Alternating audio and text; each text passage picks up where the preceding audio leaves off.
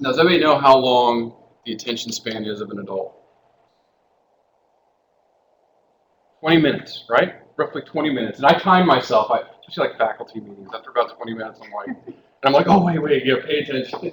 That's, after about 20 minutes, listening to me talk, your mind's going to start going elsewhere. And that's for our students too, and their attention spans are even getting less and less. So in this passive type of learning, the second half of lecture, they're thinking about the football game on the weekend, where they're going tonight, stuff like that. So, how do we engage these students? So with the flipped classroom, the students watch the lectures online, they come into class, and we're doing active learning for the full 50 minutes. So that's actually one of my classes, the class I'm teaching this semester, when they're doing gaming activity. So, next slide. So why shift away from this traditional model? And you hear things like industrial age education versus information age education. Now, when I was getting my bachelor's degree in the early 90s, my professors would come in, they would write on the chalkboard concepts, turn around, discuss them, go back to the chalkboard, write some concepts down while we're taking notes, and then talk about them. Or they'd have an overhead projector. Well, in the 90s, computers took over, and then by 2000, most of our lectures were on PowerPoint. So when I went to graduate school, I'd walk into a class, and I had a professor going, next slide, next slide, next slide, and don't go to the next slide. Next slide, next slide, next slide. And the information was just incredible.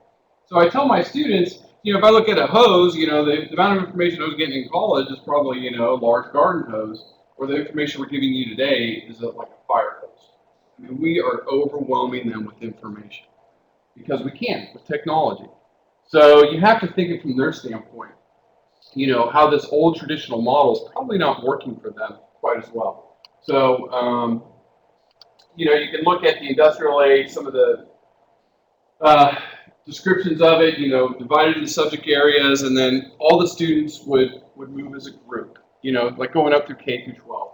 They'd all graduate to the next subject, all go in a group. We're still kind of organized that way a little bit in college, but not as much. Now, in the information age, we're trying to get around this learner-centered education, where we're centered around the learner, not so much, hey, you either meet the standard or not. It's more of a holistic approach. How do you best learn? How can we engage you the best? Okay, next slide. So here's just some, I took off a paper by Watson and Regaluth, just some differences between an industrial age versus information age type education. And you can kind of read down those a little bit. Standardized testing, that's still pretty predominant in our education in the United States. Conform, one-way communication. It's the professor communicating or the instructor communicating to the students with no feedback. It's this way, this way, this way. I don't want to hear it, get out of the door, I've got something else to do. We're getting away from that today. So you can look at the information age, with that. So next slide. Now, why again to kind of support this change in approach to education? And this is the change in the generation, the Millennial Generation. You guys talked about them yet in this class? I don't know. I know Grady likes to talk about the millennials a lot. Okay. So the Millennial Generation are current students. They were born in 1982. In the last 10 years, they've been coming to college, and they are a very, very different group compared to the baby boomers or Generation X. Okay, they've grown up in a different world. Not so, and I know we talk a lot about the post 9/11 world and all that stuff. It's really not have to do with that with these students. Now, that probably plays a part in their thinking. I think more of these are students that have grown up with computers, their social networks, the internet, the web. So they have a totally different childhood experience than what I had, growing up in the 80s, where, Russia and India and all these other countries were kind of abstract. Well, today students can go online and put on go onto YouTube, and there's videos of every country in the world. We're more multicultural, multi-dimensional in that aspect. So the students coming to college today are definitely more diverse. a lot more women coming to college today, ethnically diverse, and then also income. Where 20, 30 years ago, it was probably, the higher end that could afford college. Now we have a lot of students that are probably struggling financially. They're putting themselves through school. They're coming from a different background. It's a very, very diverse set of students. Now, this helicopter parent idea is pervasive. I'm a parent of a 2.5-year-old, and I'm a helicopter parent. It's like group therapy. I admit it. I am like this with my 2-year-old all the time, and I realize that, and I'm trying to get away with that because I want him to explore a little bit and form his own identity. But a lot of these students today grew up in a very sheltered world. Their parents were out to protect them all the time. And I don't know if you dealt with it in your graduate education or not, but parents are not afraid to walk into a professor's office or a dean's office and complain about something that a teacher did today. That probably wouldn't happen 30, 40 years ago. But today that's happening more and more. Parents are very involved in their children's education. They're very invested in their children. So the students today, are still very sheltered when they come to college. And interesting too, some of the data shows that they're busy. I mean, they are very busy. And I talk to a lot of my students that are like, yeah, I'm working, 20 hours a week. I'm part of this club. I'm part of that club. I've got, a lot of our students are pre-veterinary majors. I've got to go work at the vet clinic. I'm volunteering this weekend. Bam, bam, they just are busy. And they grew up that way. They grew up with after-school programs, things to keep them engaged. So, again, when we talk about attention span and trying to engage these students, they're used to being busy. Okay. And they're very busy. So when we tell them, oh, you need to do more homework or you need to do more of this, that, they're thinking, where am I going to fit that in my schedule? And they have to start making some decisions on what to cut out. All right, next slide. One comment and then a question for you, Chris. Yeah. So this helicopter parent, I think it was last week, Dr. Turner met with two parents without the student, asking about graduate programs. Very interesting. Yep. So my question to you, Chris, this millennial generation, do you see that even in animal science, which would be more traditional and with equine, for example? Like as far as these students? Oh, absolutely. Yeah, so it's not sheltered because they tend to be much more traditional farming families yet, I think. Yeah, I mean we're getting a lot of kids from the city urban areas too, but they are, and then you can see differences, like especially in our specializations. Mm-hmm. So our equine students or our food animal specialized students that come off farms are still more traditional type students, and I think they feel more comfortable in that type of environment versus our pre-vet students that a lot of urban students that are coming from Miami or Tampa area or Jacksonville, they're more progressive, I guess you could say, in their education approaches, and I've seen it in a couple of the classes I've taught. I think it's really important to note, though, also that a lot of us don't realize when you become a new faculty member that students who are 18 years old are adults. They're protected by legal privacy issues, FERPA rules. So you may have parents land on your doorstep, but that does not mean that you have a legal right to disclose information about their child. Once their child is 18, that student is an adult. Their parents don't get to ask you about their grades, and they don't get to ask you personal information about their child. And you have to say, you probably need to discuss that with your son or daughter. But you actually are not legally allowed to disclose information about students. So it's an important thing to remember because you'll probably have parents call. I have had parents call me. You'll have them, but just you have to find and you'll be made to do FERPA training, and you'll have more information about that, but just it's important to remember that students who are 18 are legally adults in the United States. So it's just an important part.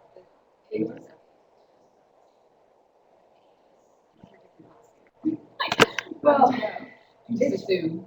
Yeah, you may have to assume. I mean, it's especially with the way that we have the continuing education, the dual enrollment credit students coming in. Some of them are quite young. There's not that many that are less than 18. Yeah, but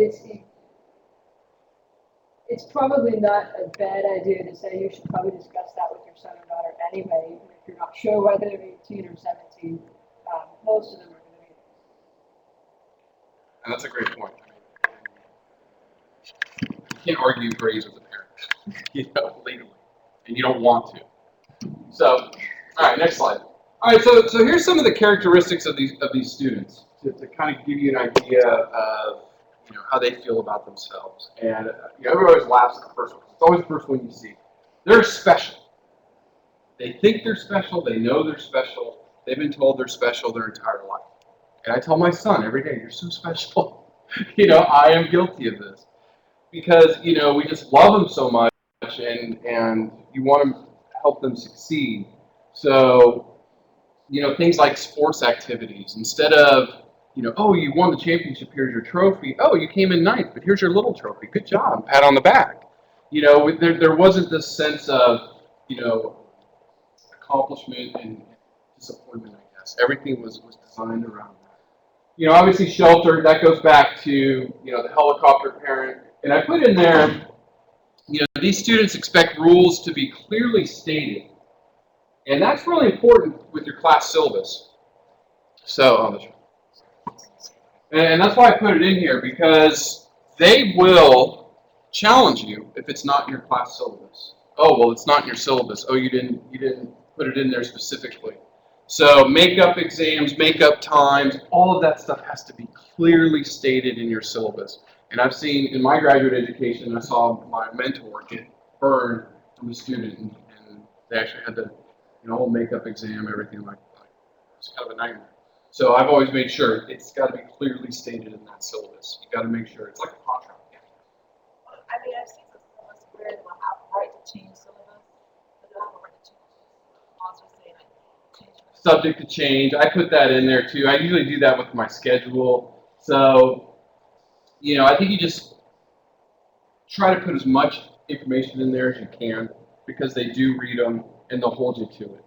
So it takes a while. And I gave you my syllabus. We're going to kind of walk through it here in a minute. Just because I put a lot of thought into this. I put a lot of effort into thinking about it, things I need to put in there, organizing it, all of that. I really think you need a good class syllabus. And that's the first impression a student gets of your course, too. So, confident, these students are confident. Definitely you see that in their behavior. Next slide. And then just some more characteristics of that. They're conventional. Team-oriented. So, the cell phones. They all have cell phones. And I have a picture. I didn't put it in here, but I have a picture of 3 of my students after class just sitting there on their cell phones. I mean, they are connected. They're dialed in. They call mom and dad every day. I mean, they are team-oriented. So a lot of this technology has changed their behavior. Achieving and then pressure. They really feel a lot of pressure. I have to get good grades. I have to get A's. I mean, you see it on them. They don't accept B's or C's anymore. They all need A's. That's what they think. So they'll argue with you about 1 point on an exam when you have 1,000 points in the class. It happens every semester, every test. I'm like, it's 1 point. So just be prepared for that. All right. So this is just again, from this paper, Millennials Coming to College by DeBard, just some of the different generation values versus boomers, Gen Xers, and then millennials.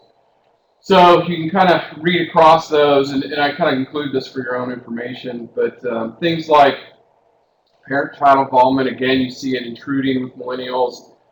Education, they want structure, those millennials, and loyalty to institutions, committed. So on Friday game days, which I'll talk about here in a minute, I mean, they love UF football. They love the University of Florida. They're Gators to the heart. I saw this when I was at Clemson. They love Clemson. They're very loyal to their schools and their organizations.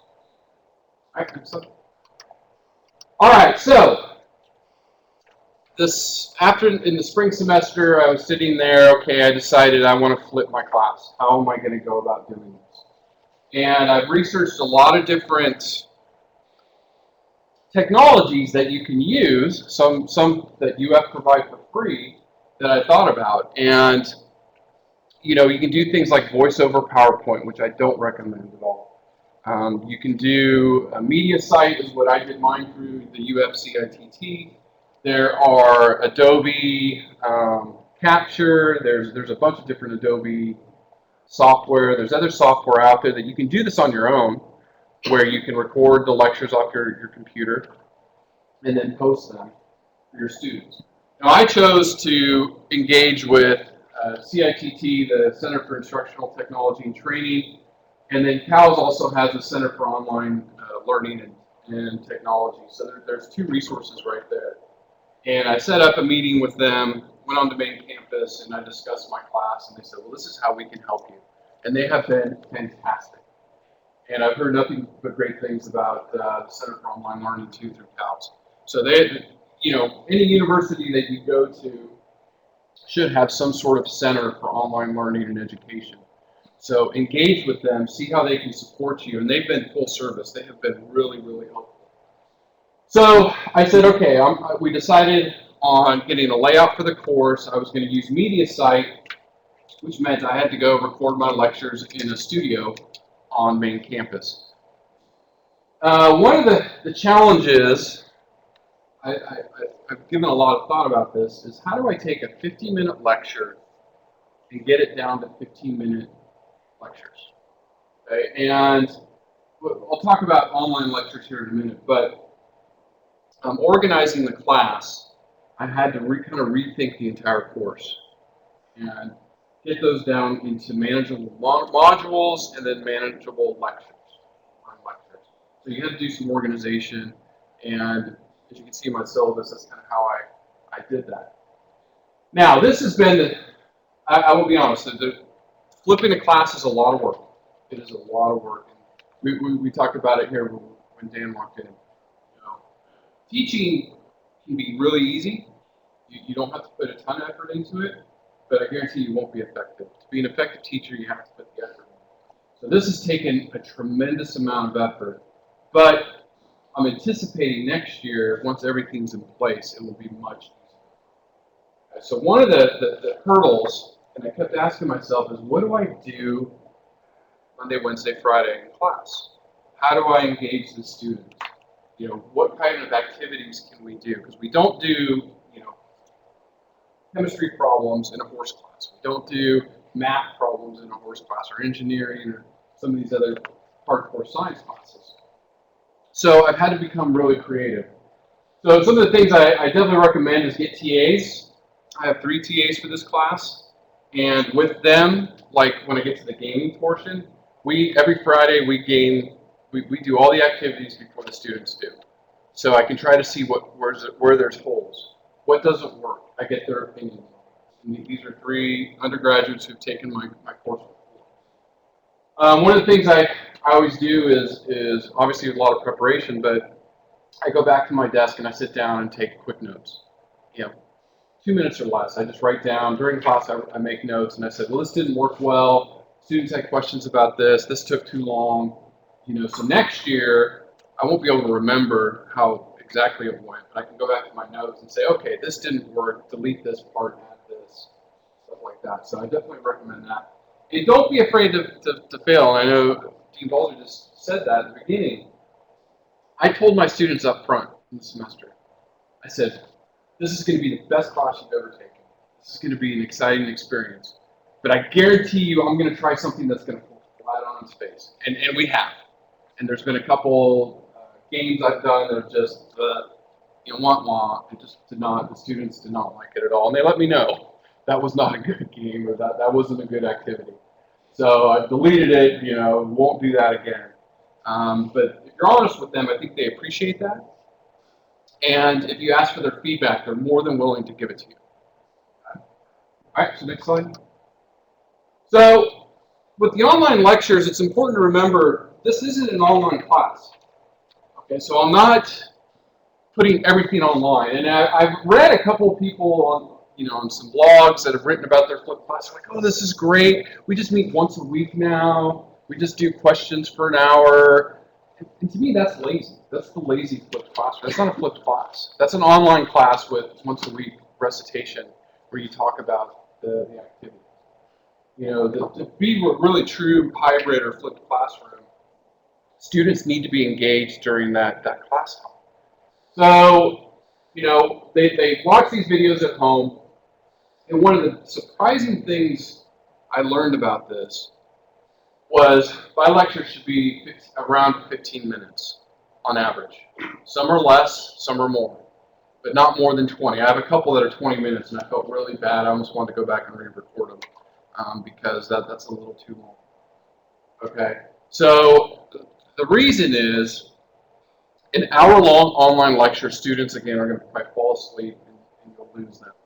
And for my students, my graduate students that are in a couple of my classes, they actually say, I watch about 20, 30 minutes, I pause, I go do something else for a while, come back and start it again. So reducing these lectures to 15 minutes is really helpful. And really, I think a lot of the research shows it's the most impactful. Students actually get it, they can go back and watch it again and not be afraid to start watching a whole another hour. They can go, do that. And so my students have really, really liked that. And one of the things I learned too is students actually like to see the professor. They like to see the face, interaction. It makes them pay attention better. So I know some people do voiceover PowerPoints, and if that's all you have, okay, great. At least you're doing something. But students really, really prefer to see the professor.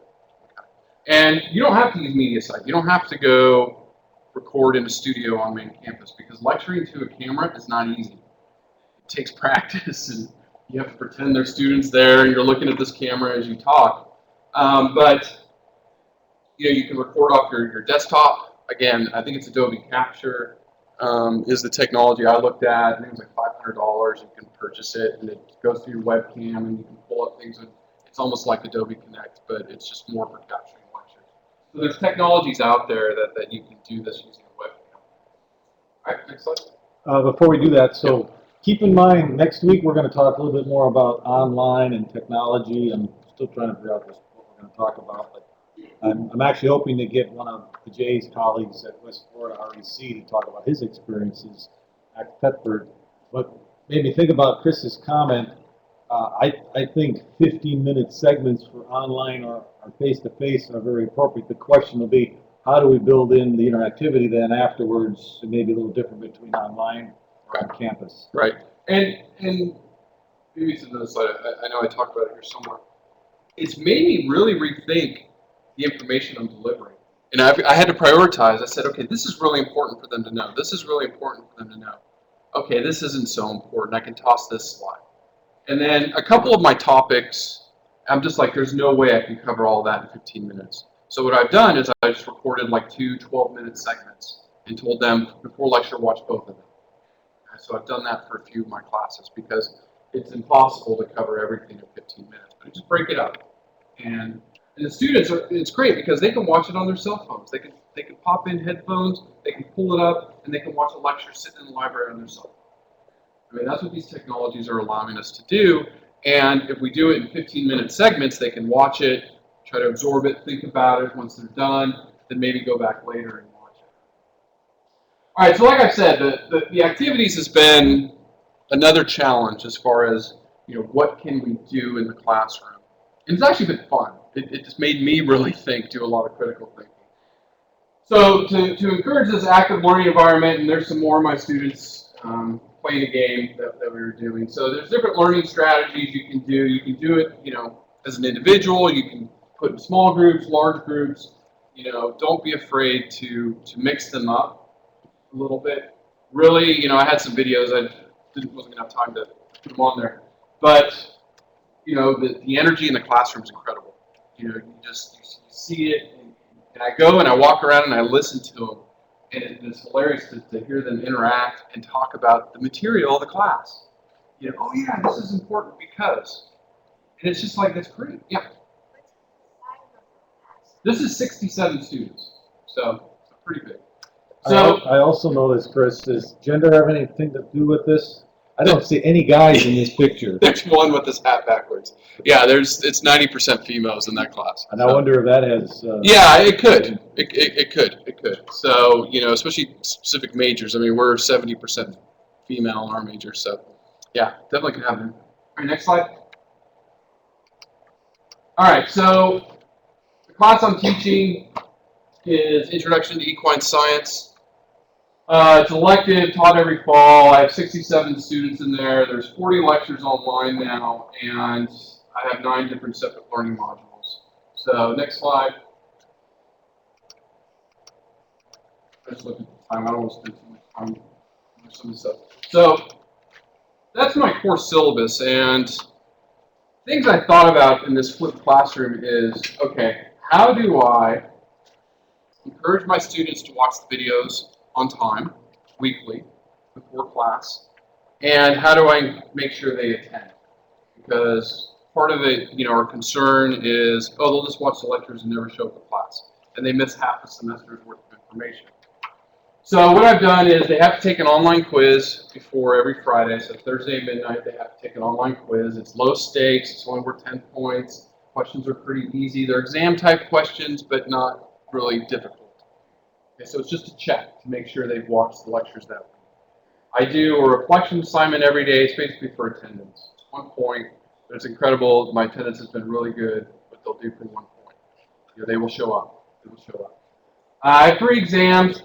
I have this course portfolio project, which I created this year too, which I believe this is the flipped classroom has allowed me to do. And the whole idea is the students own a horse, a fictional horse, for the semester, and we apply the topics to their horse. So that has allowed me to do activities centered around our horse portfolio. So they have to gather all these worksheets that we do in class all semester and turn it in for a grade at the end. Okay, but we're talking about the health, maintenance of the horse, the nutrition of the horse, the management of the horse, all of these topics that we introduce in this class, we apply it, and that's part of the horse portfolio. And I probably wouldn't have been able to do it, or it wouldn't be as impactful without the flipped classroom. If I would have just made it a course project, at some point they would have tried to do it on their own, and they probably wouldn't get as much out of it. So are you able to do stuff like Sim City? Do they have like a I've looked at it. There's a couple programs out there that I didn't integrate into this course yet, but I'm thinking about it. There's a couple programs out there that you can take care of a horse. You have to groom it every day and feed it every day, but there's not a lot of science behind it. But I think this has the potential to develop it. All right, next slide. All right, so just some of the things I've employed in this class. Some individual learning. The mapping exercises, which I believe you guys just talked about last week, which I'll show you in the next couple slides what I did. And part of my thinking was, how do I get them to critically think? So I've gone online, I've searched some things looking for critical thinking exercises, and it's really helped me come up with some creative stuff. So facts or opinions, we did this last week. I gave them a sheet, and I wrote some things out, and I said, is that a fact or an opinion? So they have to think about it, apply the knowledge that they know. And then I had them write out some facts, write out some opinions about the course material. Okay. Small group learning. Again, learning can be fun, and Dean Balder was just saying that. Why in the sciences are we so boring? So I got Play-Doh. I went and bought a bunch of Play-Doh. I put them in small groups, and I said, build a horse hoof. Go. And I just watched them. And they just had a blast building, the different colors of the Play-Doh you see, and they identified the different structures in the hoof wall, because hoof care is very critical to horse's health. And then I said, okay, well, now that you got the bottom of the hoof, build the entire internal structure. What ligament is this? What bone is this? And I'd go around the room, and they loved it. I mean, it was just a fun learning activity. Something, instead of a lecture. And hopefully, in the next exam, I'll see how they do with that. Okay, next slide. So this is one of the exercises I did, a mapping exercise. So I think you talked about it last week, but this was, you can just advance through that. I gave them the horse digestive tract in a bunch of cards. Each student had their own set. I left one intentionally blank, so they had to figure out which one that was. That's the small intestine. And then they had to start organizing this, all the different, the flow of the digestive tract. And then next slide, and they built these cards with all the different stuff I gave them, the different sizes, where it's located in the digestive system, specific, aspects of each portion of the digestive tract. And then this is, 3/4 of the information they had on the lecture. But this last part of information they didn't. So I was adding new material that I didn't cover in the video lecture. Okay, you can just advance through it really quick.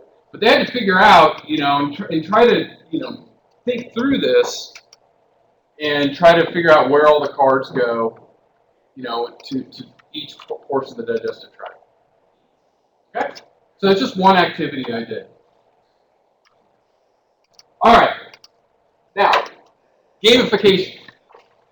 So the next part of the flipped classroom approach, and when Dean Balzer talked about her carbon game, or nitrogen game, I was like, God, could I do that in this class? I can only imagine the amount of work that went into that. So I thought, okay, what's something I can do? I can, plan for the fall and introduce it to my classroom. So and I'm going to show you here in a minute on some of the games I've done.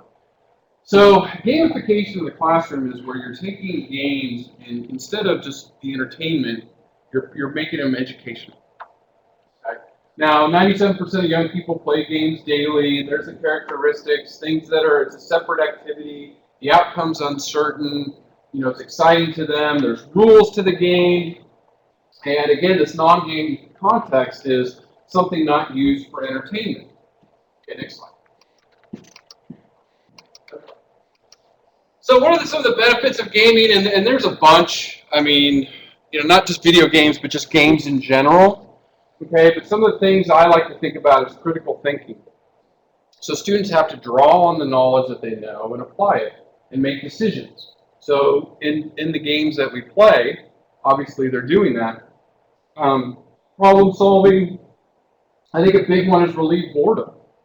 I have a lot of students tell me, oh, I cannot wait till Fridays. Fridays are my favorite day of school because we play games in class. And they really, really enjoy it. Teamwork, one of the first things I noticed on the first games I played, they said it was a great icebreaker. It made new friends in the class. Especially a lot of freshmen animal science majors are in my course. And they were making friends. And now they're friends, and I see them walking around the building together. That they did because we started playing games in class. And there's many more, and there's my students playing a game of Jenga, which I'll explain here in a minute. Okay, next one.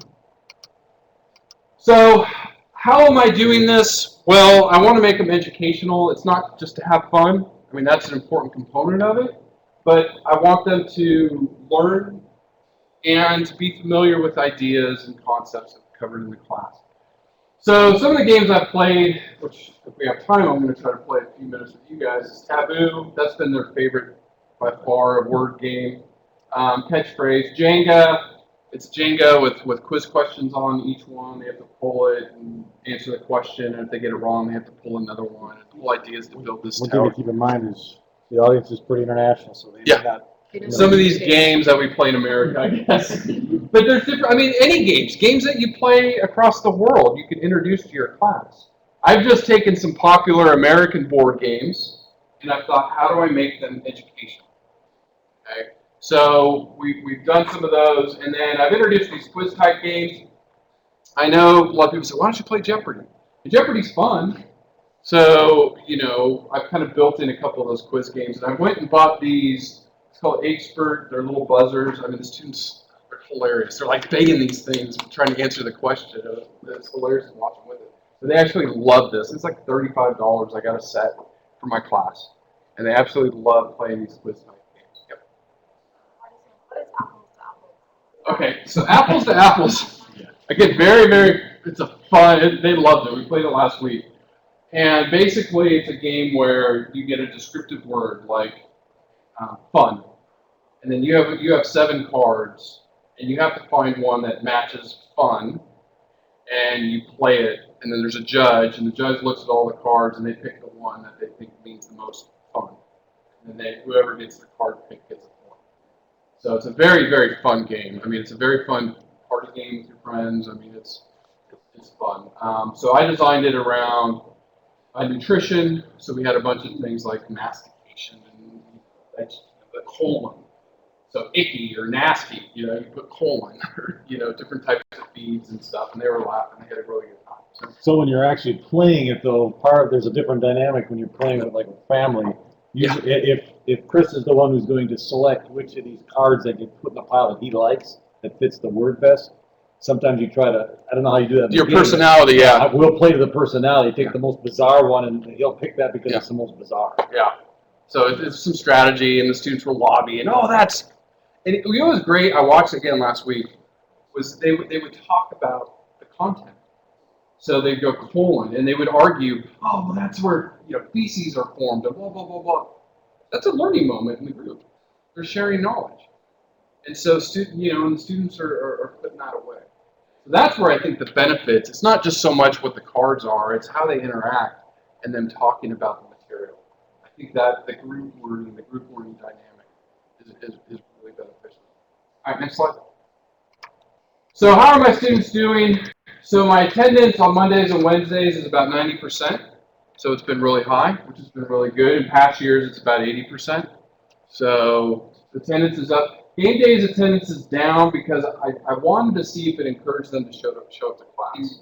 And actually, I'll be honest with you, last Friday was the worst attendance I've had. I had 40 out of 67 students. I think a lot of students went to LSU for football. I had a lot of people tell me that, but most of my average attendance has gone down about 10% on Fridays. Now, is it a Friday class? Students are just ditching? Is it football games? Are there other activities? Or is it because I'm not putting a reflection assignment on Fridays? So I haven't answered that one yet.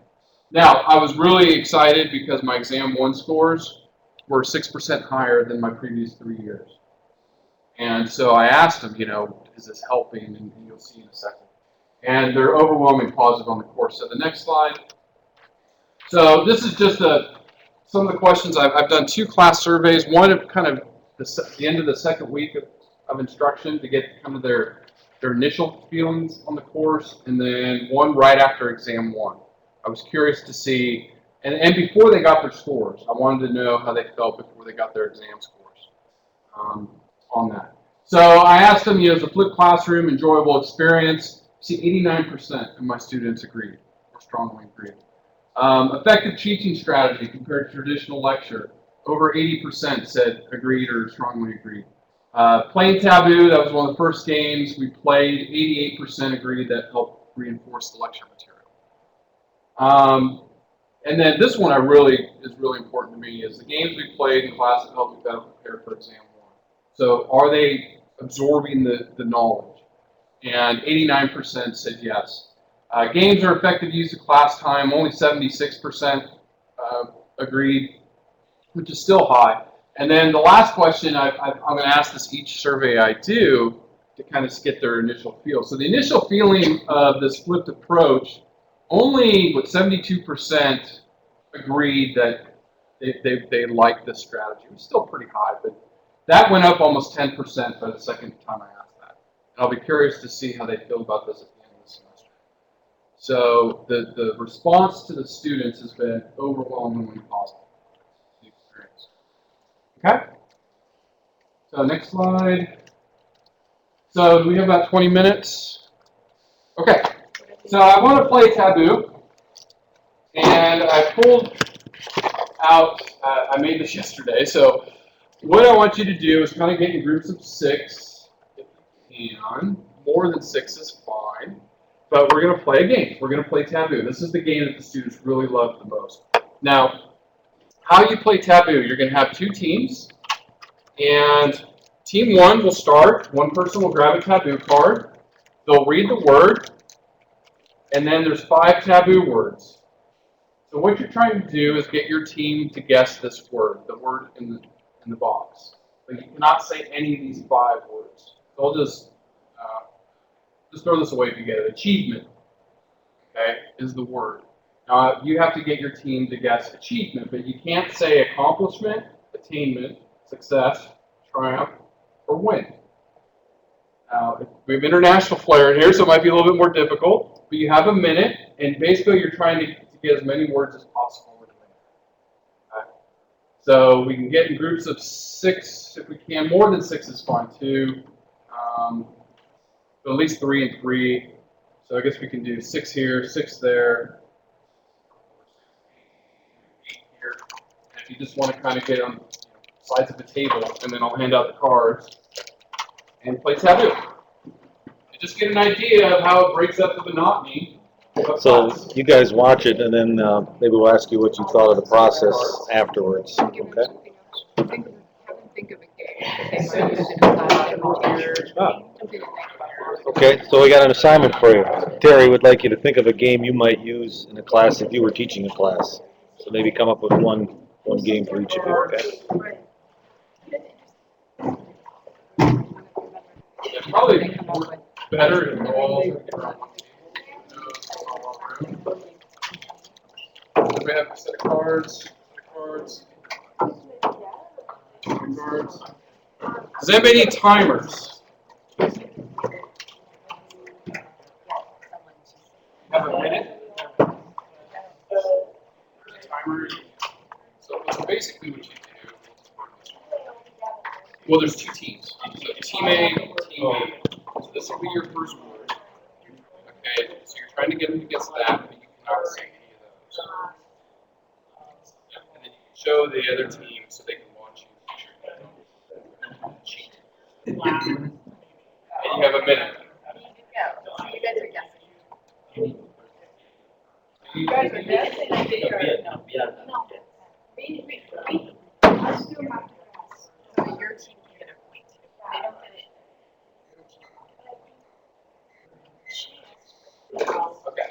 Alright, so we'll just work this one. So the words online. Okay, now I'm gonna have you try to guess all. You don't know it. Team A, so you're one team, you're the other team. So you're trying to you're trying to get them to guess. But you can't say computer, internet, network, class. So you start and go, okay, this is something that you can do at your desk when you're searching recipes. You want to go on so it's the internet. You're like, You don't want to lose the point. so when you're on that, yeah, you have a minute. So you plug in and bandwidth comes down. That means your Wi-Fi. When you're on the Wi-Fi network, you're on. Yeah. Got it? So just play for 20 minutes. Break up the monotony.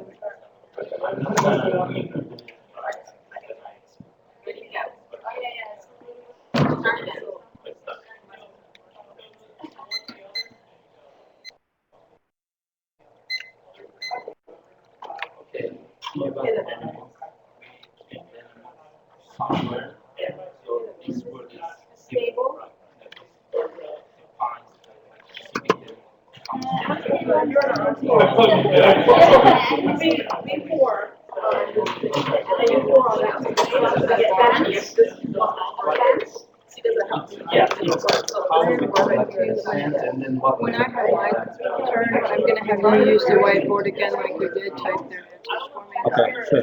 I would have the questions, which are brainstorm questions, have them think about it, and then I think rather than trying to write it on the walls, I said we would write on the walls with that, but it actually is better because they can see it, and you type right on the whiteboard. Okay, and I'm gonna try to use this with you. Here, just show where you would be. Show the other team. Yeah, but their team can't get their team. You're still trying to guess the word. Yeah, sorry. That's part of the game. It takes a while to get it. All right, I just switched to the headset. Can you guys hear me? Yep, I can hear you. Can you hear me when I'm talking? I'm put the wireless mic on. You can nod your heads or Yeah, we can hear hear me you. about that. Okay, so I have them wear the wireless mic then. I think that might be a little better.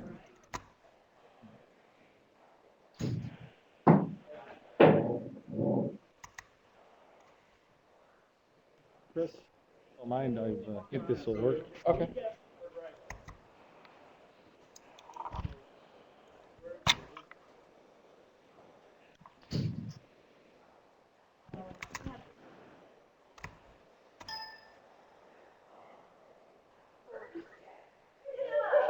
I have the word ready. I know what it is. I saw it.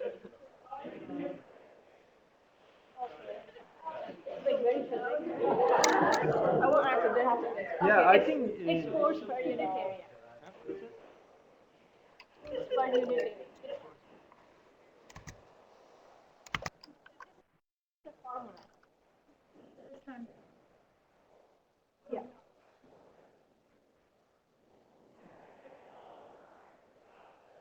Power. Push.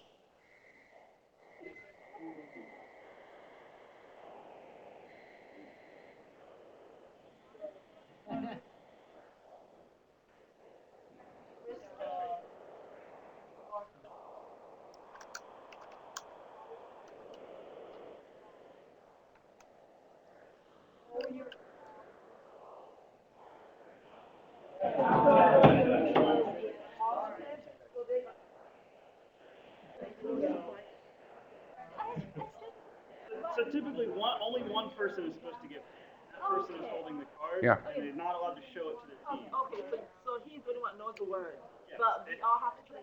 But if His team. Only our team. That's why there's a time. Each time we play, it's one, and the person holding the card has their team.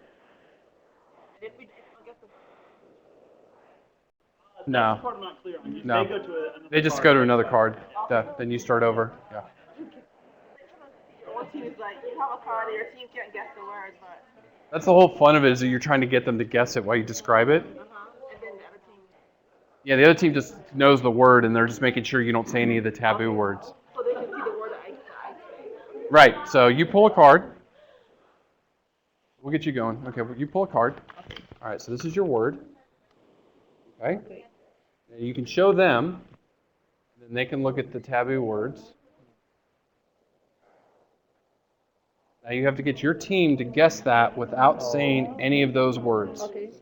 And you have a minute to do it. You ready? Go. Opposite. Huh? Opposite.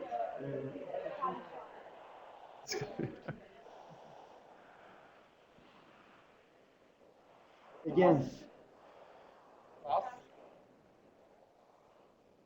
Upside down. Upside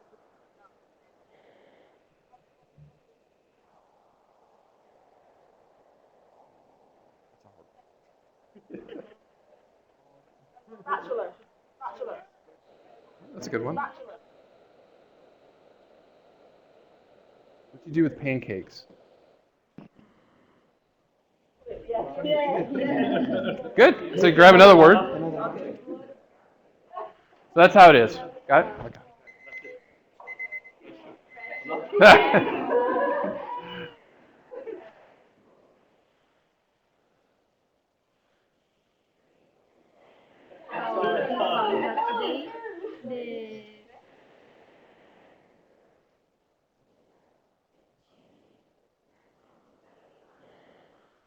It's hard.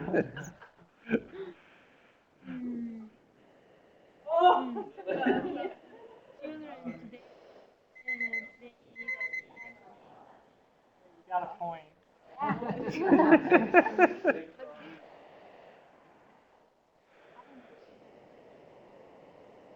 Yeah. Barely said any words. It's like Generation X.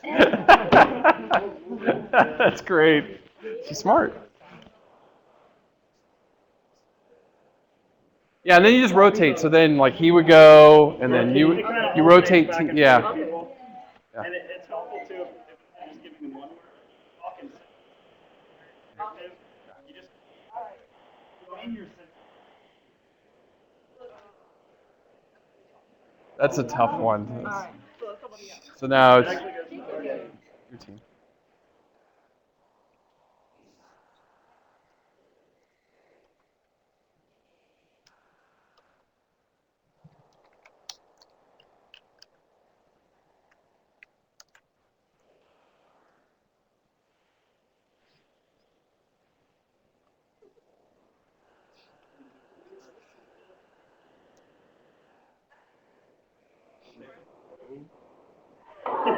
No, it's like a long period of time.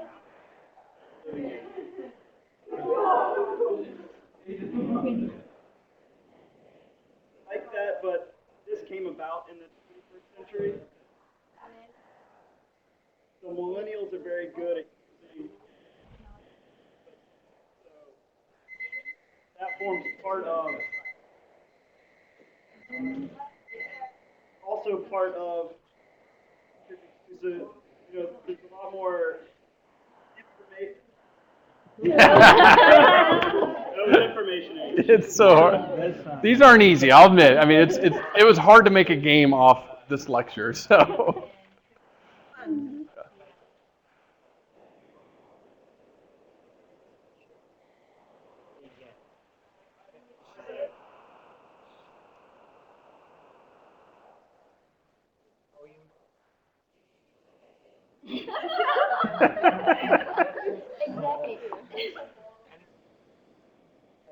That's a tough one.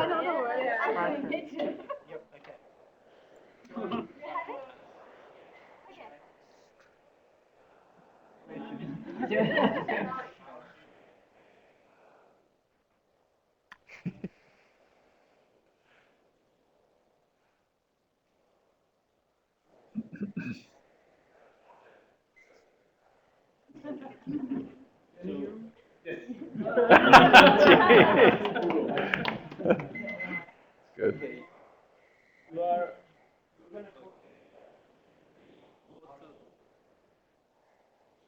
Doctor.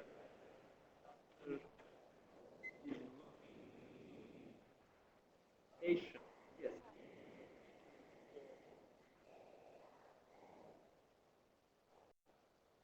The method.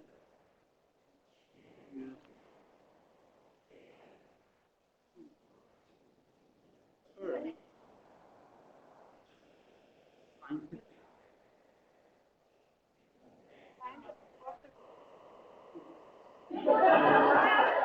You did one experiment.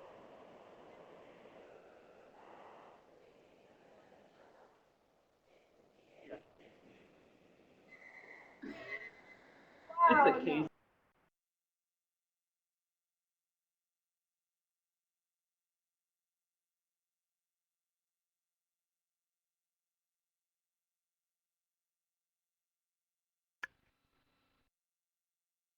Say for, for my class, we put things like the stomach, and then different things you can't say with the stomach. And the thing, I'll tell everybody is, that's why I do a dry run with my students. They look at the words and say, that is insane, no way.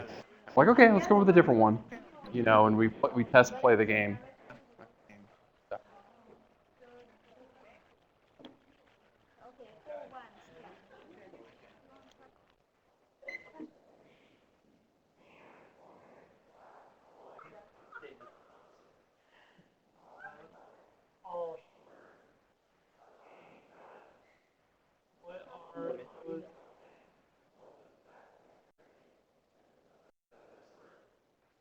See, good.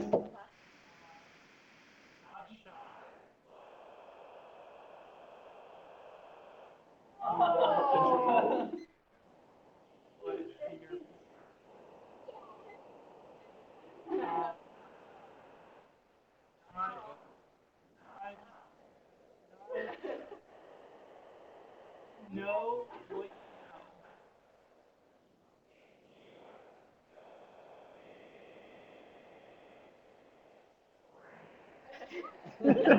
Power.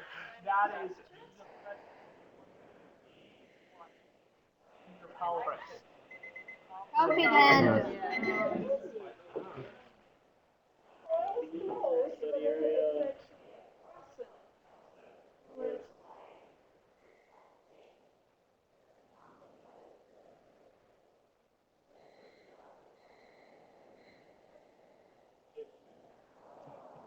I don't know if anybody would have got that one.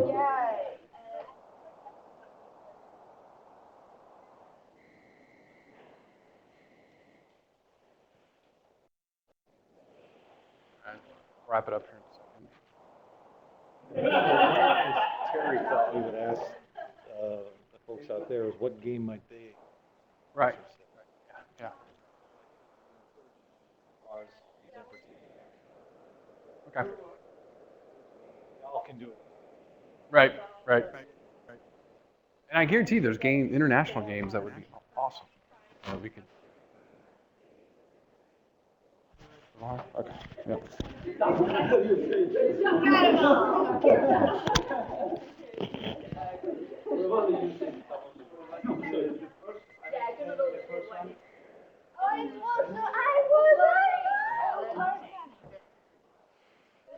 All right. All right. We'll stop here in a second because I actually have to go teach class now. All right. We're gonna wait till they're done. Or are you guys still going? No. Okay. They're almost done.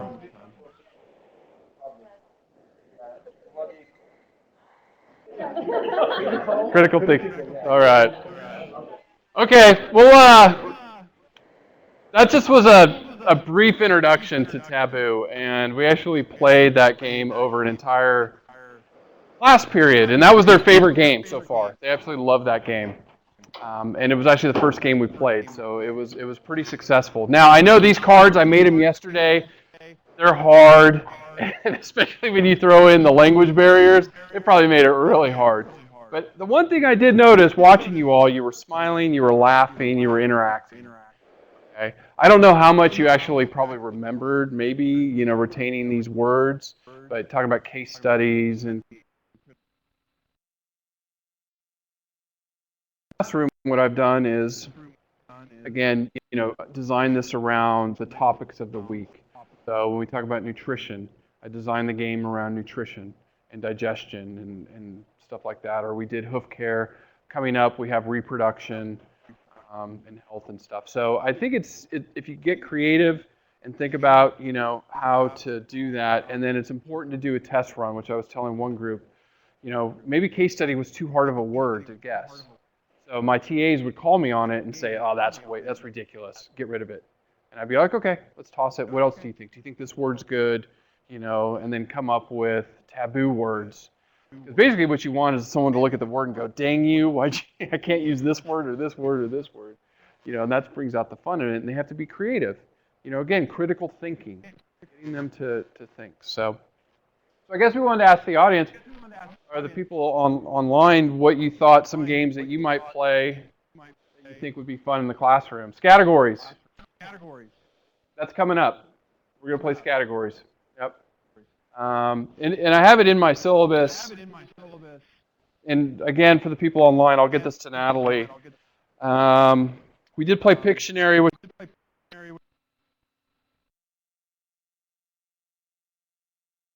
which is more like a quiz game. The Great Sperm Race, which is a quiz game. Scatter Horses is scatter. The Great Sperm Race. It's reproduction. It's a big race. Categories, and then Balderdash is another popular game. So I do Balder Horses, so we're going to play that too. So anything categories, yeah. So I'll let you know how that one goes. Yeah. So any games you'd like to play in your classrooms, or you think would be good?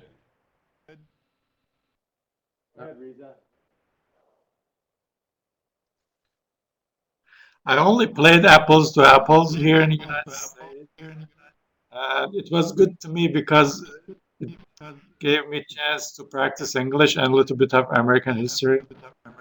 It's a good game. Then AJ, did you have one?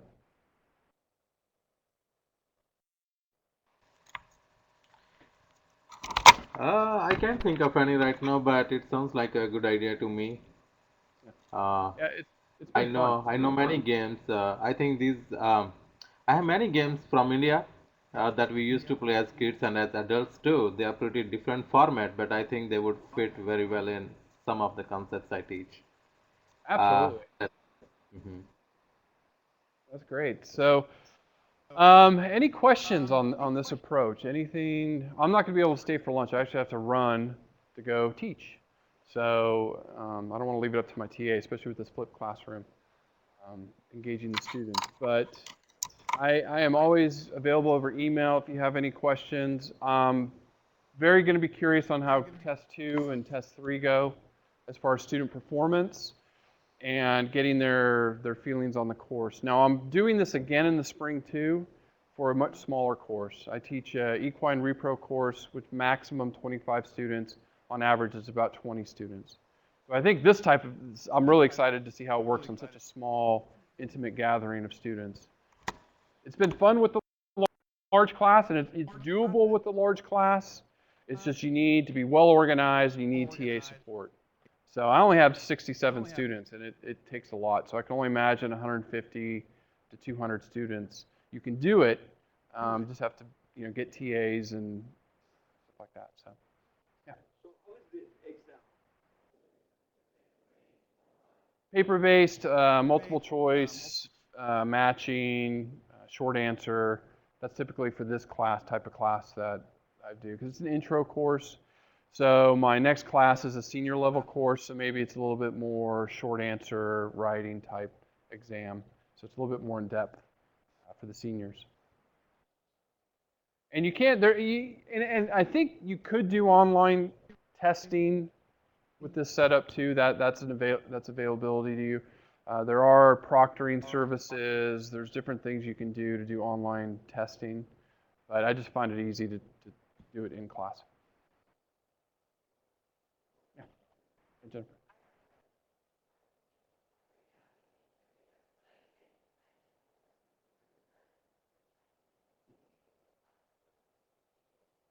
Right. It's been, yeah, okay, so the question was the time commitment with the flipped classroom. And setting it up has been incredibly demanding, I guess. Going up, every Tuesday, just yesterday, I recorded 2 lectures for the spring. I'm almost done recording lectures for my spring class. So getting this all set up has taken a lot of effort, but I believe once it's in place, so when I run this again next fall, it's going to be much easier, because I'm going to go in and say, okay, this is our activity. I've already got everything created. I've got the slides created. I've got the cards created. The games, my plan is on the games that do really well, I'll go and get everything laminated so it can be reused easily. And everything's already in place. So, yesterday I was thinking about that. How does that differ from, say, hey, I just gave you a new course. You need to go teach, an intro to FYC course, and you've never taught it before, and you have no material, or somebody gives you their PowerPoints. It takes a lot of effort just to do that too. So it's a lot more with the flipped class, but just creating a class from scratch takes a lot of work anyways. You just said though, you said you just last night, I thought, oh, here goes, he's trying to ready planning for the next. Right. Yeah, I'm always, at least on my activities, I'm a week ahead. My gaming, I'm a week ahead. And for my lectures and everything, I'm at least a semester ahead. So, but once those lectures are recorded, unless you have to go in and update the information, it stays current. Something that's important to consider too, as in that more just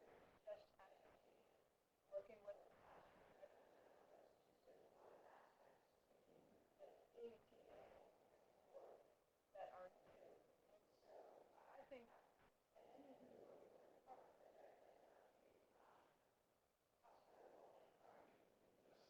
Fine. a lot of people to I'll just pull demonstrate, it. right? Explode. Yeah. Said about it, or why it's all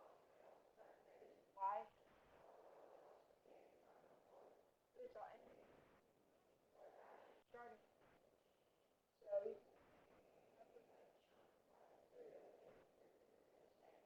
but I'm still going to change.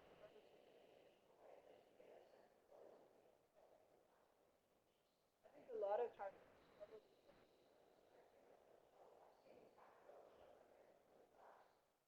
graduate students that are very, very well into their and crash right up against it, which is, but you also have practical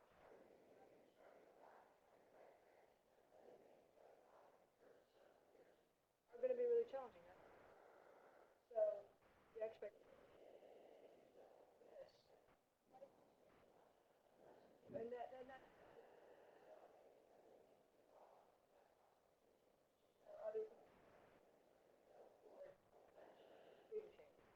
Yeah, You and have a lot of experience right. as a teacher.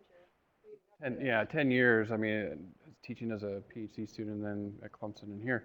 And I would say there's elements of this that you could just introduce and start slowly. I think this taboo game, what I heard from a lot of students was that was an awesome icebreaker. So maybe the first week of class, design a fun game. Hey, we're gonna have fun this semester. Get students on board. Play a game on a Friday that's educational. You don't have to do this whole flips and jump into it right off the bat. Yeah, I think that was my point. Yeah. So feel like they're all kind of kids that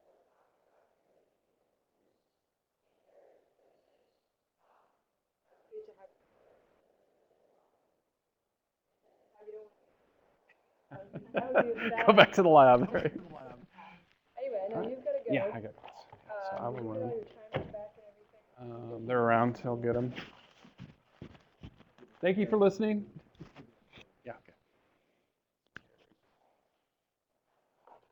And you can take the taboo cards. Oh, yeah. Okay, then we'll keep some of this here. All right, let's give our guest a thank you, and thank you very much. Very cool.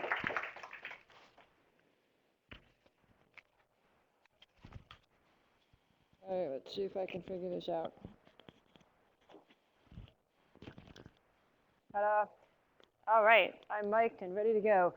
Okay, so we're going to shift to the next little bit and start to think about some of these things that we've done so far in the semester and think about class size and how it relates to classes of different sizes. And so what I want to start with, actually, and I'm going to have Al, I was going to do this I like flip charts and I like writing, but my handwriting's not very good, and we had that big discussion about how much we like the whiteboard, so we're going to have Al use the whiteboard again. The advantage is because then you guys can actually see it, and if we're writing on the wall, they can't see what we're writing, so this is more inclusive. But I want to start with thinking about what is it that makes a class successful? So we're just going to kind of shift gears a little bit, like I said. What, for you, classes that you've had in the past and classes that you've seen work, what are the things that make a class successful? I'm going to have you think about that. Yeah, and you can talk with the people around you. I'm going to give you a couple minutes to think about that. But what are the factors that make a class a success? And then sometimes it's easier to think about the things that are the opposite. And this is a good way to teach too. Sometimes if students are struggling to come up with one thing, have them think of the reverse. So you could think about what are the factors that make a class awful. Sometimes it's easier to come up with those things.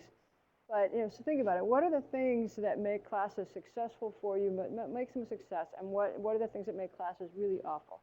And I'm going to give you just a couple minutes to think about that. Talk to each other about it, share with each other, and then I'm going to capture some of that on our whiteboard.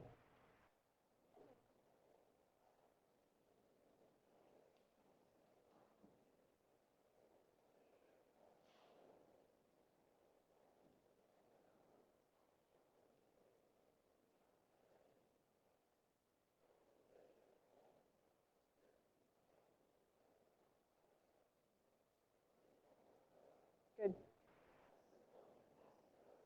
Yeah. I guess we still have to.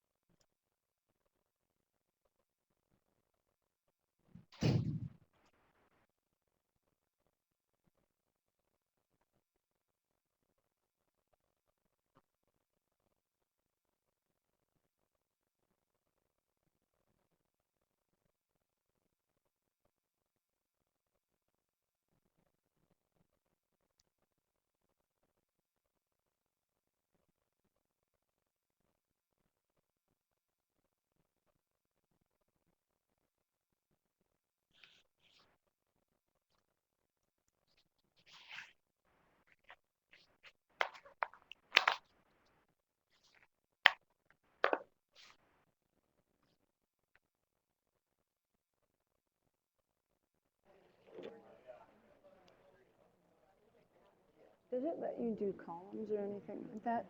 Is it like a Word document, or does it let you do things in two different places? Like, could you do success on one side and and worst on the other side or something? Yeah, just in case because what they might say might be on in either one.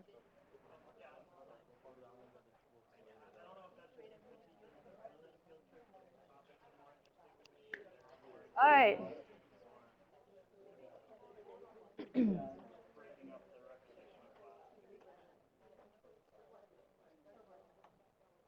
All right, let me call you back together. Okay, so I want to hear what you came up with.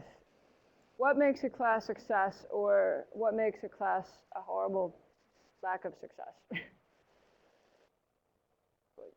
thing, Taboo brought it up, we had a good discussion on it, was classes where the teacher kind of teaches at the level. Okay. A lot of times,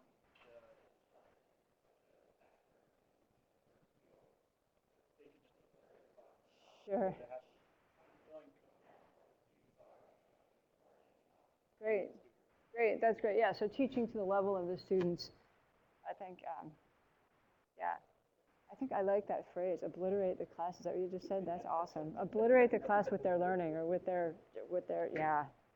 It sounds like the fire hose example. Very cool, yeah. So teaching to the level of a class makes a class a success. What else makes a class a success?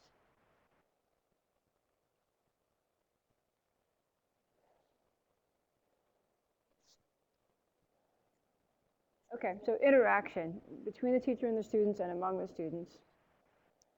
What else?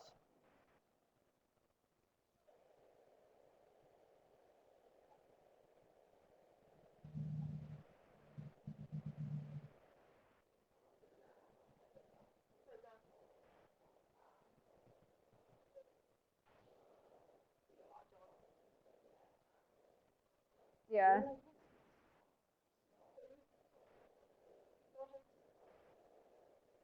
Sure. Right. Yeah. Right. Being able to relate to the students is important. And it doesn't mean you have to follow all pop culture, but it's being able to empathize with where they are in the world, right? And recognize that they are 18 or however old they are, and that they are members of a culture, whatever that culture is. For me, it was realizing when I was a new teacher that the data show 98% of our students are not going to go to graduate school and go on to become faculty members. What that means is we self-selected. We became graduate students, we became postdocs, we have an interest in research, and we have an interest in learning that 98% of our students don't have. So that's not bad or wrong. That's just, we are the ones who end up being the teachers. But if we teach as if all of our students love learning the way that we do, then we're going to fail. So there's absolutely nothing wrong with using examples from American Idol or WWF Wrestling Federation or pop culture. There's nothing wrong with pop culture. 98% of the world lives in a world of pop culture. And if we want them to learn, if that's our goal, then we can't be better than that. That's the biggest problem. There's other research that shows that one of the primary reasons that students leave the sciences, why they don't stay in the sciences as undergraduates, is because of a hostile and unwelcoming climate in introductory classrooms. Because academics teach above the level of the students, because they act as if pop culture is beneath them, that's not good enough. And that's really a shame, because science is a lot of fun, and science is fascinating, and a lot of students would like it, but they don't want to have some faculty member stand up in front of them in a large introductory class and act superior. That's not engaging, it's not inclusive, and it doesn't create learning. It creates students saying, bye, see ya, I'm going to go over to the social sciences or humanities where it's a lot more fun, and I feel accepted, and I feel valued, and I feel challenged in an appropriate way. So it's a really important point, actually. There's nothing wrong with American Idol and wrestling. And what was it? I saw a guy give fabulous, one of our best lecturers, best teachers at Madison, gave a lecture on diabetes, type 1 and type 2 diabetes, and used The Biggest Loser as an example and had pictures from the TV show The Biggest Loser. And so again, it's something the students could relate to, something they had seen. So that's a good point. All right, what else makes a class a success or a dismal failure? Yes.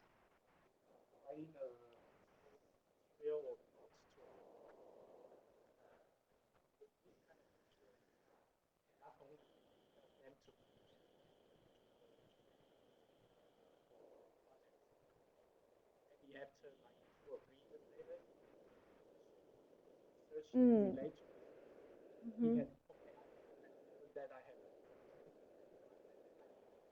Yeah, so providing good materials can be really important because they may use it again later. So if you want them to remember it, it's give them quality things to point them to good web resources, point them to good papers.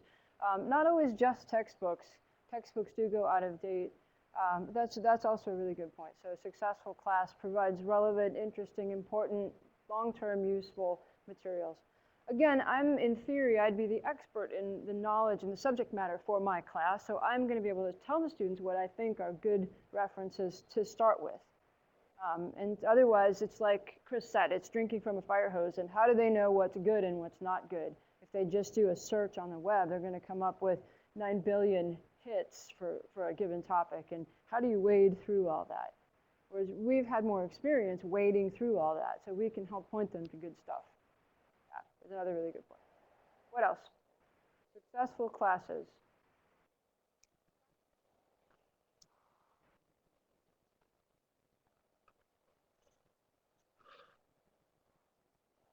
Yep.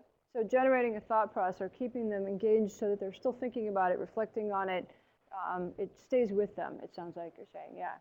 You're catching this, right? What else?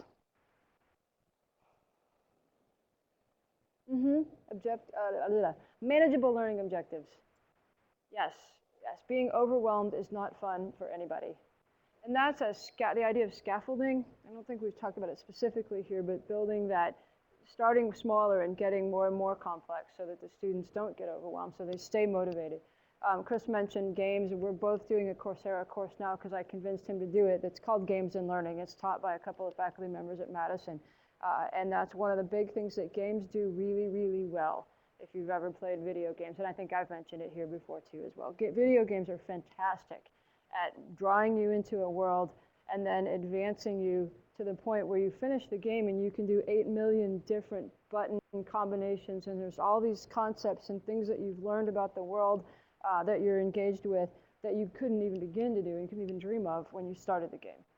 It's the same thing in a class that you're going to move them through with appropriate level learning objectives. What else?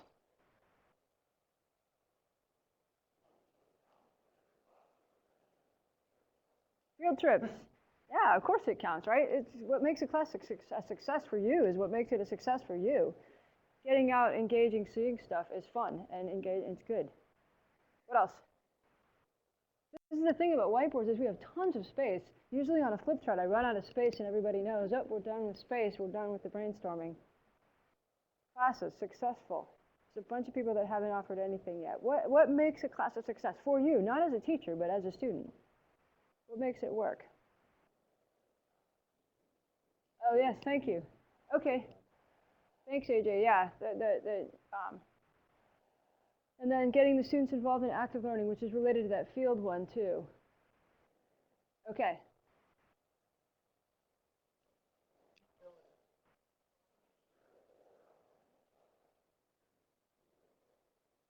Okay.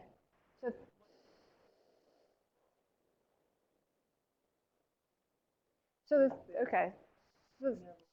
So the things that you're doing in class or learning in class are relevant to the overall topic and all of that. Yeah.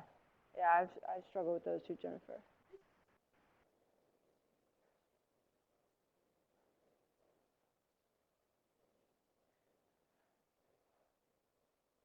Yep. Okay, so availability of the teacher outside the classroom and then creating an environment where the students feel comfortable interacting and engaging with each other and the teacher. If it's a trap, you don't want to engage. If you're worried about it, if you feel stupid, if it puts pressure on you, you may not want to. Cheryl, you had your hand up. It's Jennifer, yeah.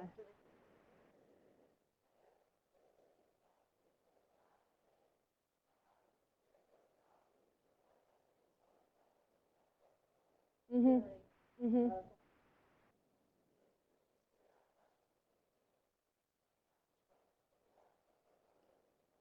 Okay. Okay. Great. So the personality of the class, the personality of the instructor, various things like that. One last thing.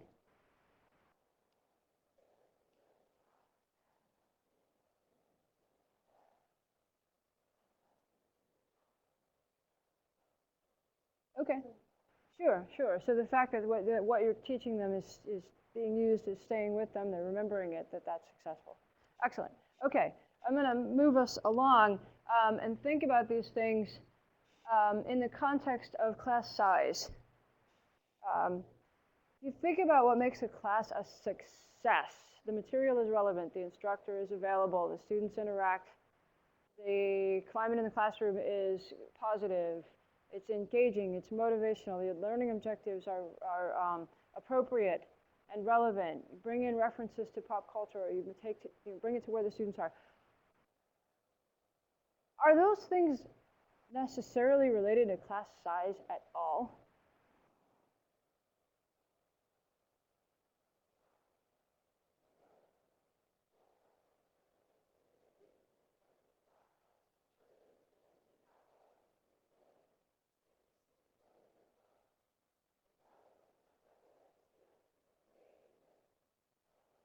Mm-hmm.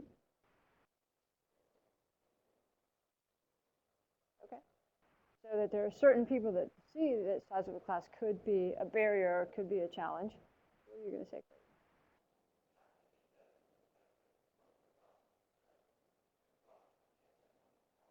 Mm-hmm.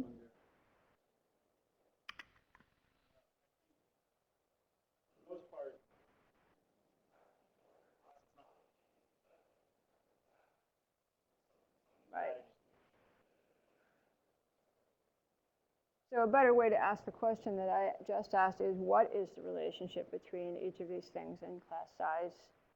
I caught myself in a trap of trying to lead you in a certain direction. I don't know if anybody noticed that, but the way that I phrased the question implied a judgment on my part. But a much better, more neutral question is, what is the relationship of these things to class size? Which is a better question. So we'll pretend that that's the question. Jennifer, did you just?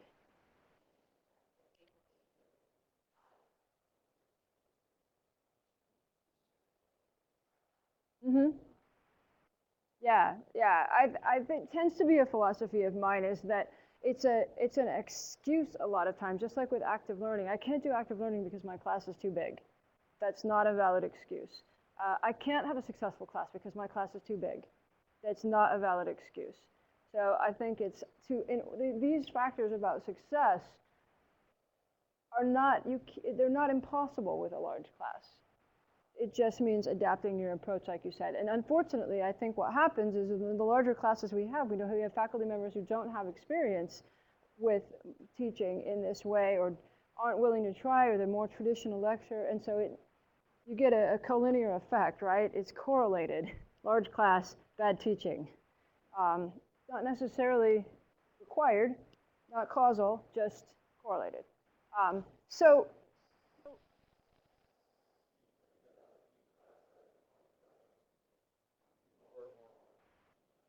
right. We know that it's a fact that course evaluations are correlated with the size of the class, or online versus not. We do know that, and so I did analysis at Madison actually with instructors and course evaluations and size of class, and you could see categories where the course evaluations went down, and it was independent of the quality of the class. It was just because the class size went up, course evaluations went down. But it's not required. It's just correlation. Because I taught my class that was 250 students we taught it for 8 or 9 years, and I developed it over time to the point where those course evaluations were higher than most of the small classes that most of the other faculty in the whole college taught. So it's not required that course evaluations are lower because the class is big. Again, that's an excuse in a way. I loved what Chris said about the lazy flipped classroom, the lazy approach. And the other thing that I think is a misconception is it doesn't actually take me any more effort to engage a large class than it takes to engage a small class. I just have to do different things. That's all. I can't do the same things in a big class as I could do in a small class, so I have to do something else.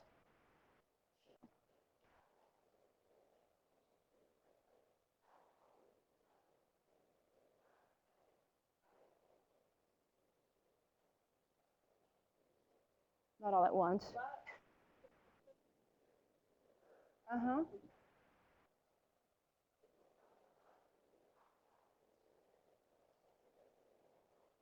Right. It's great. That's great. So using virtual field trips or being creative about how you do it. Yeah. So it comes back to the question to think about is what I was going to ask you to think about what is a large class? Like what makes a large class a large class? Other than the obvious, there are many bodies in the room with you.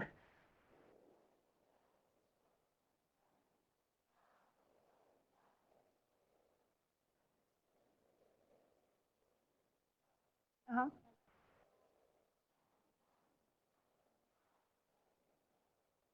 Right.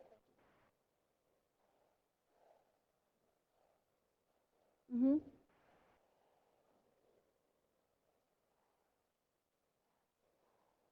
Sure. Sure, yeah, exactly. So you can take and you can give individual assignments in a large class. You can, there are a lot of really great things like that that you can do. Absolutely. Yes, sir. Yeah, that's a good point. A lot of people use that as another reason to only use Scantrons and multiple choice. Well, I can't grade because I have a large class, and you do spend a lot of time grading. But again, I think if you get really creative, what I used to do in my large class with the 200 to 250 students is I gave concept map assignments, I gave essays, I gave all these things that everybody said you can't do that because you'll never be able to grade them all.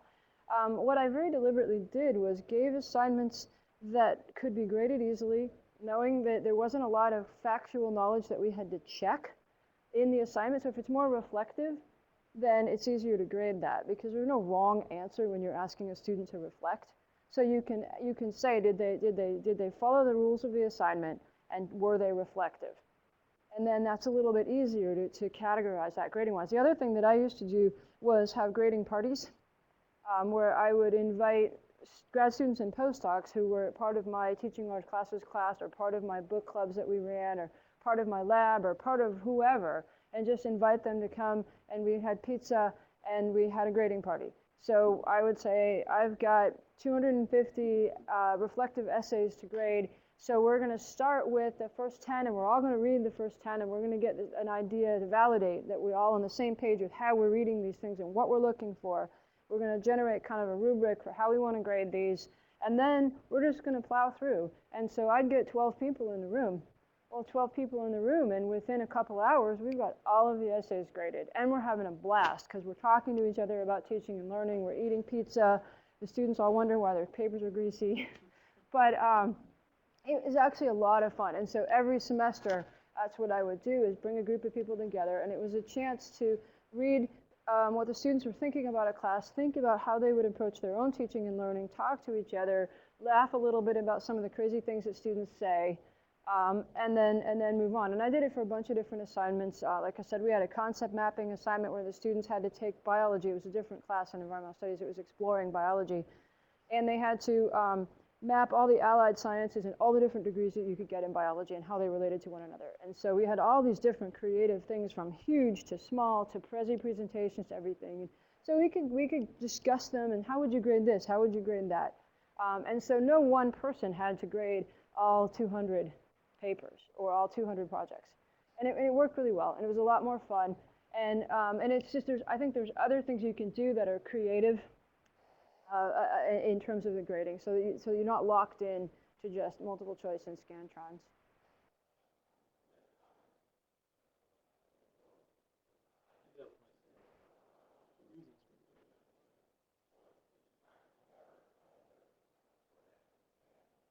Mm-hmm.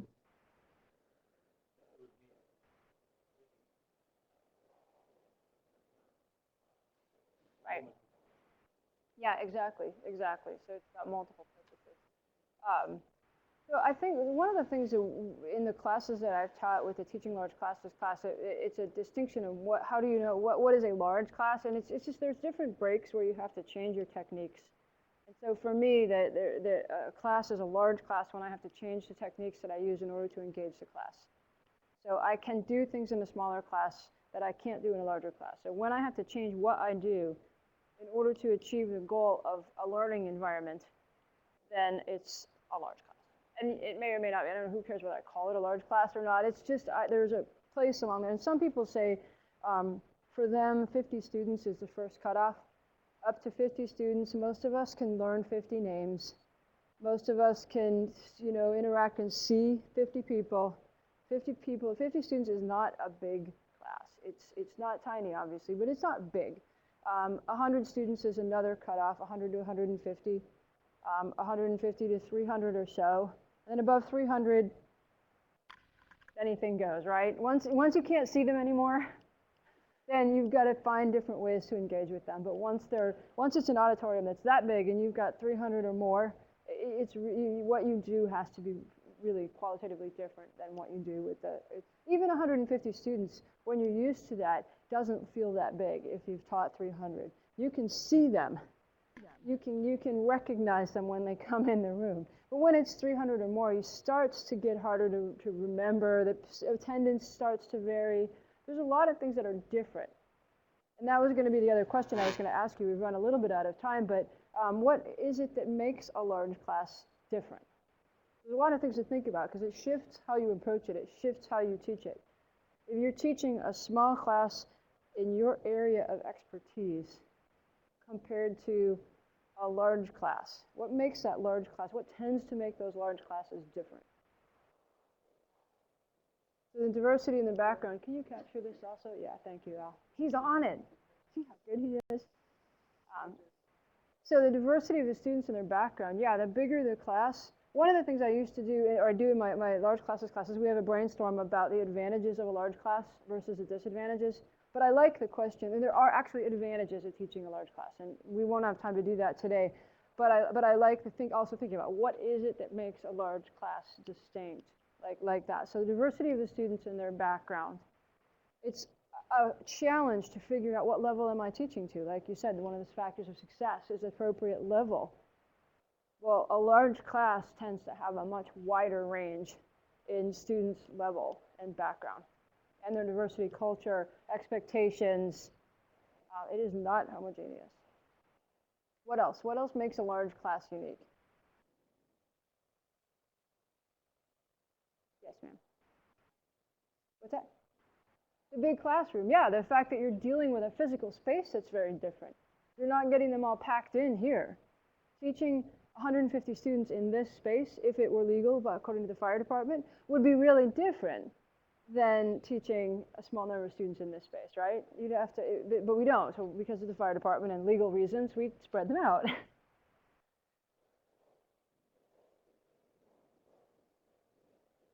Right, the fixed seating, yeah. So the fact that you're going to tend to have a bigger room, that's a very good point, Jennifer.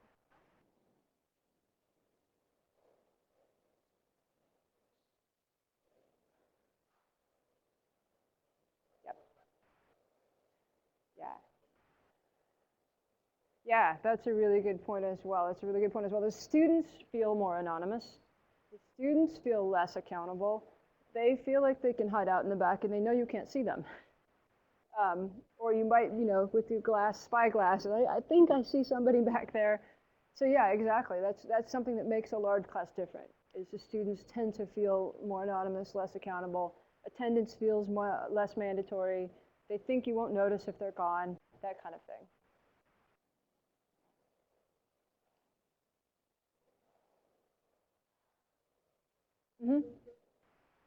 It can be challenging to engage them. One of the things that I learned in facilitator training, actually, that I use a lot when I teach, and it's even more important in a large class, is what one of my instructors called reading the room, or listening to the room. And that sounds really strange, but I can tell if I'm attuned to it. If I ask a question and the students don't have a clue how to answer it, you can feel a ripple of confusion go across the entire room. You know that you've confused them. Or if I ask a question and it's a leading question, or they're getting stubborn and they're backed up and they don't want to answer it, you can feel it. You can hear it in the room even though no one's saying anything. You can see this kind of ripple of resistance go across the room. And I don't like that question. I'm not going to answer it. I'm going to dig in my heels. And I've seen them do this. And especially in a bigger class, you really can get this sense if you're paying attention to it. So even then, with engagement, how do you know, even in a large class, if your students are engaged or not? What are the indicators? Other than, not people talking, but what can you look for? What can you sense if you're listening to the room about whether your students are engaged or not? Their facial expressions, body language. What's that? The quiet, is that what you said? Yeah. Are they sleeping? That was a real obvious one. Are they all sitting at the back? And no one's sitting in the front?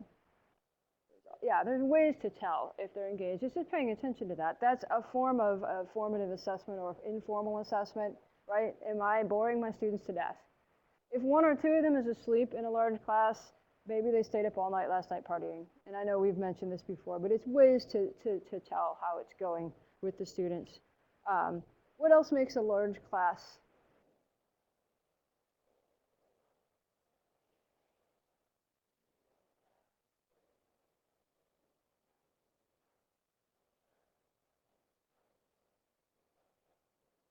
Oh, yeah, how do you fix it? If they're not engaged or if they're not, well, part of that means you might have to consider the material that you're bringing to them. Is it, again, if you think about that critical, essential, core, important, and nice to know idea of backward design, think about, first of all, is this really, really, really essential? Or is it just something that I like? So I have my own personal favorite topics in soil biology, soil microbiology, because I'm a soil geek. And they're my favorites, but that doesn't mean that they're going to be my students' favorites, and it doesn't mean that my students even have to be exposed to those. So I might mention them and say, this is my favorite thing, but it doesn't fit within the larger context of what we're doing in this class, so I'm not going to subject you to it. That's part of it. Part of it might be what Cheryl said earlier, too, about can I find a way to make it relevant? So I did this with an honors biology class. I used to teach one unit, and this is it was a two-year ultra pre-med honors class, basically. I mean, it was a two-year sequence that was extremely elite, 100 students, hand-selected. This was at Madison. And I came in and I wanted to teach them to appreciate soil ecology. It's like they need to learn about dirt, and I'm convinced of it. Then this is all ultra pre-meds. And so I did a unit on horizontal gene transfer, bacteria to bacteria, and brought in soil ecology as a reason, and antibiotic resistance and chemical warfare in the soil, and got them engaged because we are concerned about antibiotics and antibiotic resistance. And so that engaged them in horizontal gene transfer and how does that come about. And then by the end of my unit, they were engaged in talking about papers in earthworm ecology. And I figured that was a success. But I started with something that was going to be relevant to them. And then I had these ultra pre-meds discussing a paper about earthworm behavior, traveling up and down in columns of soil. Because earthworms in their cocoons it's an environment conducive to horizontal gene transfer. So, there's a paper about that. And I had to answer questions every year about how earthworms reproduce, because they needed to know how they make cocoons. And then we have a lot of snickering. But they learned something about ecology, and it's a way to engage them. So it's an answer to that question. All right, what else about large classes that makes them distinct? We've got anonymity, diversity, yeah.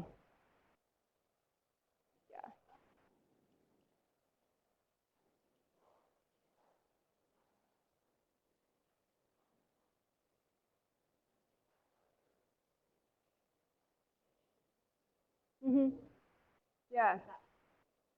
It could be. So that's one thing that makes a large class distinct is just statistical probabilities of things happening or people needing something. So this was a big shift for me when I went from teaching classes that were 20 or 30 students to teaching a class that was 200 students. Was all of a sudden, I thought, wait a minute, everybody's grandmother is dying.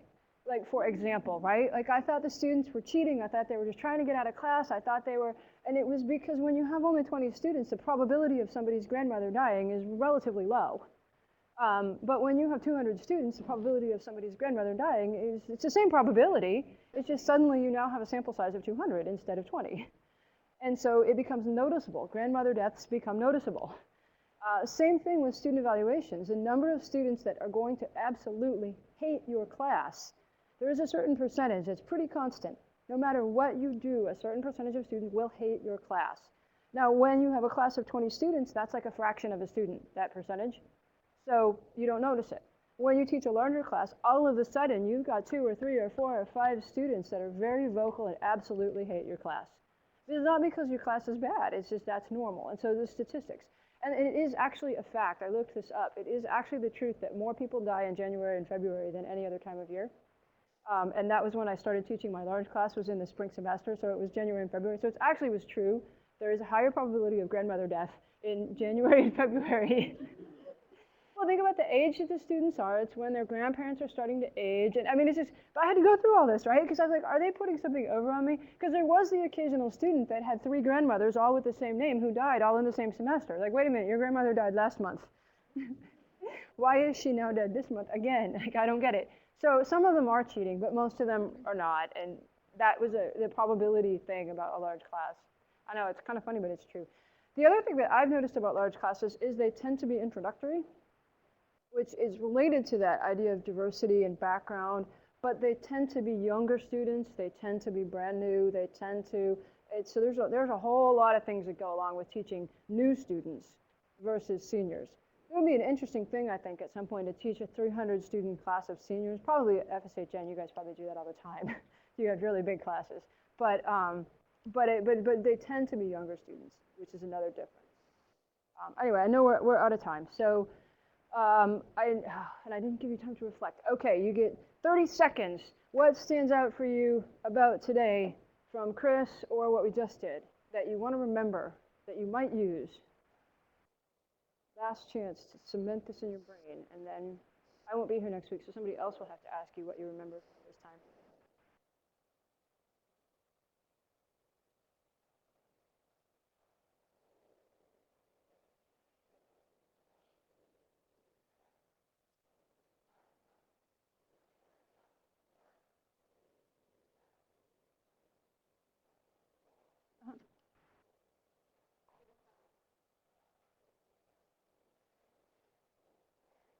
Sure. So the idea of using the game and reinforcing what they're learning in the game. Al, were you going to say something? Was there something? Oh, okay, yeah, there's some other things about large classes. I apologize. I didn't check back up here. The eye contact is a good point. It's hard to make eye contact with everybody. Okay, there you go.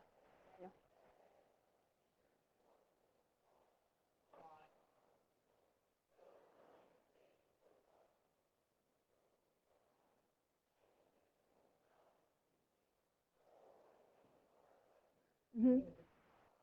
Right.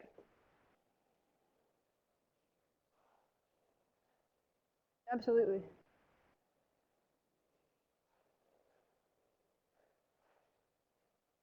Yeah. Yeah, I like that point a lot. Mm-hmm. Yeah, it's been like chunking the material around key concepts or key things and then letting them play with it, reinforce it, practice it. Yeah.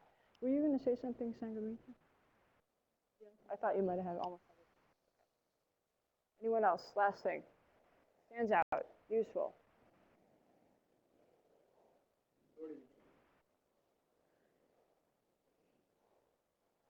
Mm-hmm.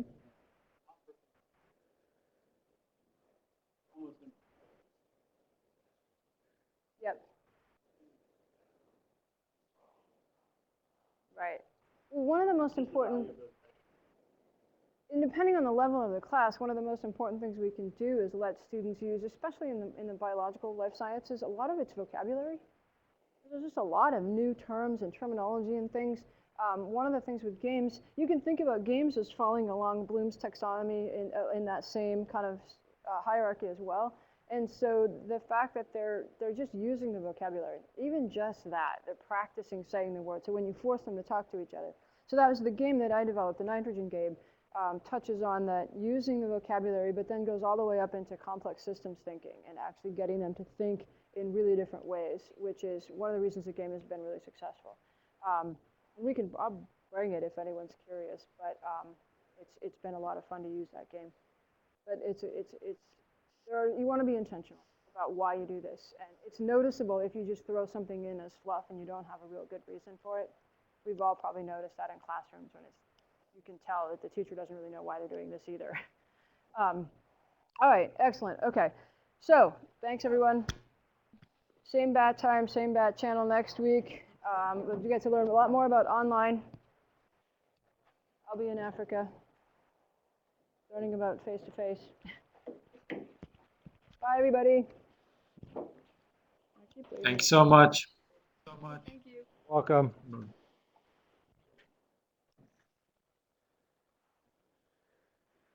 Okay, so Ajay, you need to help me with Mac. I hope he has time. I really want him to talk about some of the things he's doing at the center when he's trying to teach and deliver materials. And I'll get with him. Maybe we'll do something through your Polycom with, what is it? Another piece of software, but I need to work the details out. But encourage him, will ya? Oh yes, yes. In fact, he does not needs to be encouraged. He's always very enthusiastic about teaching. He really is a great teacher. So that would be great. I did not know he would be here next week. Well, that's what we're trying to do that with him. I just want